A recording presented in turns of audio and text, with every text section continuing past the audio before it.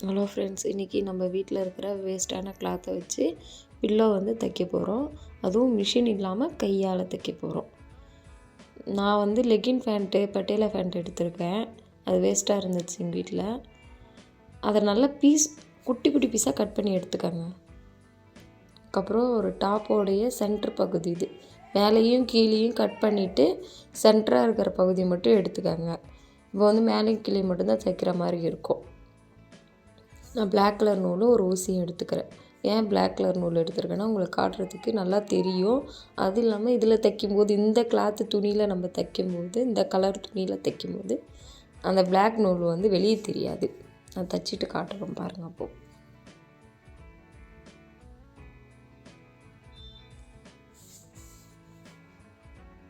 நல்லா இந்த மாதிரி நாட் போட்டு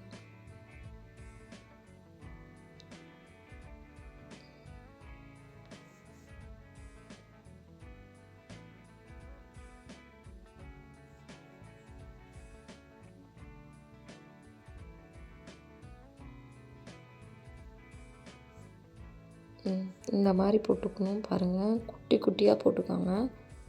இது தைச்சிட்டு காட்டுறேன். ஃபுல்லாக தைச்சாச்சு. இப்போ பாருங்கள், லாஸ்ட்டாக வந்து நாட் போட போகிறப்ப நல்லா பாருங்கள், மிஷினில் தைச்ச மாதிரியே இருக்கும்.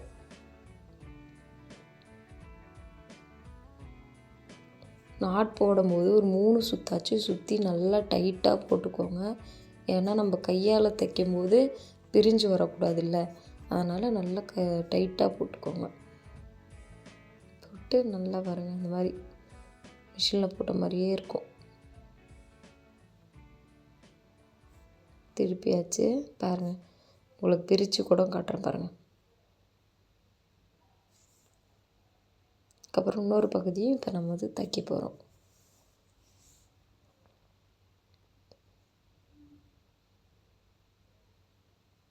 இன்னொரு பகுதியும் தைச்சியாச்சு. இதில் என்ன ஒன்றுனா, நீங்கள் லாஸ்ட்டாக கொஞ்சம் வந்து கேப் விட்டுருங்க. உங்கள் ஒரு கை போகிற அளவுக்கு கேப் விட்டுருங்க. முன்னாடியே வந்து நாட் போட்டுருங்க கேப் விட்டுட்டு. இது எதுக்குன்னா, அந்த கேப்பில் தான் நம்ம வந்து எல்லா கிளாத்தையும் எடுத்து ஃபில்லப் பண்ண போகிறோம். அதனால் நல்லா டைட்டாக நாட் போட்டுக்கோங்க. போட்டாச்சு, கட் பண்ணிக்கலாம். இப்போ வந்து இந்த கிளாத் வந்து நம்ம திருப்பிக்கலாம்.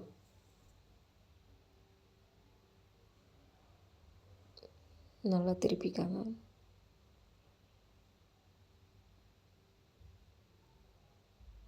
திருப்பியாச்சு. இப்போ வந்து இதில் வந்து நம்ம கிளாத்லாம் வந்து ஃபில்லப் பண்ணுவோம். நல்லா ஃபில்லப் பண்ணுங்கள்.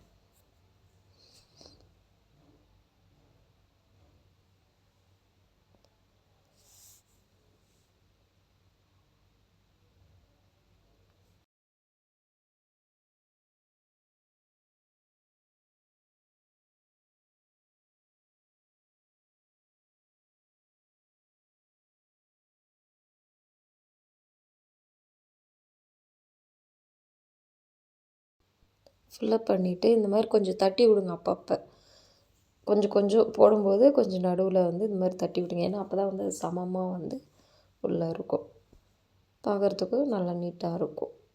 அதுக்கப்புறம் இது என்கிட்ட ஷால் வந்து கிழிஞ்சு போயிருந்துச்சு. இதையும் நான் கட் பண்ணி போட்டுக்கிறேன். இதுவும் சாஃப்டாக தான் இருக்கும்.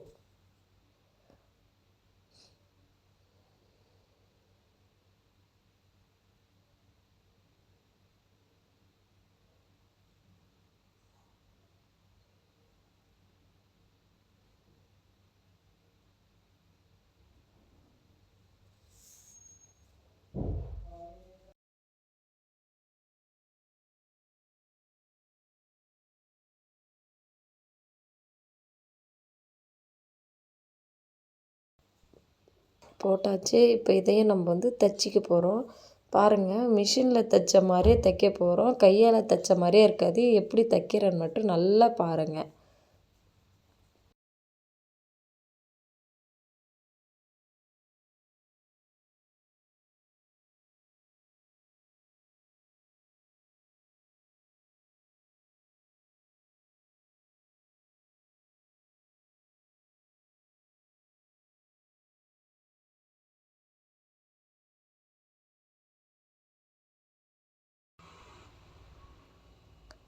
நீங்கள் ஊசி குத்தும்போது பார்த்து குத்துங்க, கையில் குத்திக்காதீங்க. இந்த தையல் வந்து கொஞ்சம் பெருசாக தான் போடணும். ஏன்னா அப்போ தான் வந்து இது எப்படின்னா சுருக்கமாக இருக்கிற மாதிரி தைப்போம். லாஸ்ட்டில் வந்து இந்த சுருக்கு பையெல்லாம் சொல்லுவாங்கள்ல, அதில் தைப்பாங்க பாருங்கள், அந்த மாதிரி. இப்போ காட்டுறேன் பாருங்கள், இந்த மாதிரி சுருக்கமாக இருக்கிற மாதிரி தைச்சிக்கோங்க. தைச்சிட்டு நாட் போட்டுருங்க. ஏன் லாஸ்ட்டாக இந்த மாதிரி நான் தைக்கிறேன்னா, நம்ம வந்து தையல் போட்டதே தெரியாது. அதாவது கையால் தையல் போட்ட மாதிரி தெரியாது. அதனால தான் லாஸ்ட்டாக நான் அந்த மாதிரி போட்டுக்கிறேன். எவ்வளோ சாஃப்டாக இருக்குது பாருங்க, புசு புசுன்னு இருக்கும். சாஃப்டாக மிஷினில் தைச்ச மாதிரியே தான் இருக்கும். கையில் தைச்சதுன்னு சொல்லவே முடியாது, அந்த மாதிரி இருக்கும். இது நான் வந்து பாப்பாவுக்காக தான் தைச்சேன். அவளுக்கு இந்த தலையை பெருசாக இருக்கிற தலைக்காணியில் வந்து நம்ம அவள் படுக்கும்போது அவளுக்கு கொஞ்சம் ஹைட்டாக இருக்கிற மாதிரி ஃபீலிங் இருக்கும். இது வைக்கும்போது அவளுக்கு அவ்வளோ தெரியாது. அவகிட்ட கொடுத்ததும் அவள் ரொம்ப ஹாப்பியாகிட்டா. பாருங்கள் எவ்வளோ ஜாலியாக விளையாடுறா. உங்களுக்கு இந்த வீடியோ பிடிச்சிருந்தா லைக் பண்ணுங்கள், கமெண்ட் பண்ணுங்கள், ஷேர் பண்ணுங்கள் அண்ட் சப்ஸ்கிரைப் பண்ணிக்கோங்க. உங்களுக்கு இந்த மாதிரி யூஸ்ஃபுல்லான வீடியோ எதையாச்சும் வேணும் அப்படின்னு நீங்கள் நினச்சிங்கன்னா கண்டிப்பாக கமெண்ட் பண்ணுங்கள், நான் போடுறேன்.